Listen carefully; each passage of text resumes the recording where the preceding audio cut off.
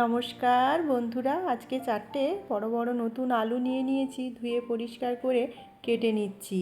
বানাবো একটু French fry. French ফ্রাইটা কী করে বানাচ্ছি সেটা আপনাদেরকে শেয়ার করছি। আজকে ফ্রেঞ্চ ফ্রাই বানাবো বলে আমি লম্বা লম্বা টুকরো করে আলুগুলোকে প্রথমে কেটে নিচ্ছি। কেটে নিয়ে এবার ভালো করে এগুলোকে পরিষ্কার করে জল দিয়ে ধুয়ে রেডি করে নিচ্ছি। গ্যাসে কড়া বসিয়ে দিয়েছি, জল গরম হয়ে গেছে।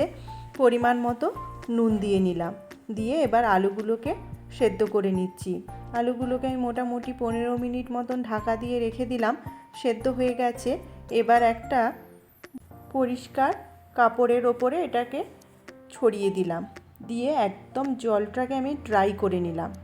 ড্রাই করা হয়ে গেছে। এবার একটা বাটিতে আলুগুলো নিয়েছি, নিয়ে 2 চামচ কর্নফ্লাওয়ার দিয়ে দিলাম, দিয়ে এটাকে ভালো করে একটু মেখে নিচ্ছি। মাখা হয়ে গেছে। ওদিকে কড়াইতে তেল গরম হয়ে গেছে। আমি একে একে আলুগুলো সব দিয়ে দিচ্ছি। এই সময় গ্যাসের ফ্লেমটা আমি একটু লো করেই ভাজছি। লো করে ভাজলে ফ্রেঞ্চ ফ্রাইগুলো খুব সুন্দর ক্রাঞ্চি হবে। এই যে মোটামুটি এইভাবেই আমি সমস্ত ফ্রেঞ্চ ফ্রাইগুলো ভেজে তুলে নিলাম।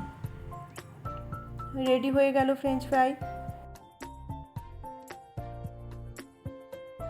ওপর থেকে একটু পেরি পেরি মশলা ছড়িয়ে দিলাম। এখানেই ভিডিওটা শেষ করলাম। ভিডিওটা ভালো লাগলে লাইক, কমেন্ট আর শেয়ার করবেন, আর আমার পেজটা ফলো করবেন।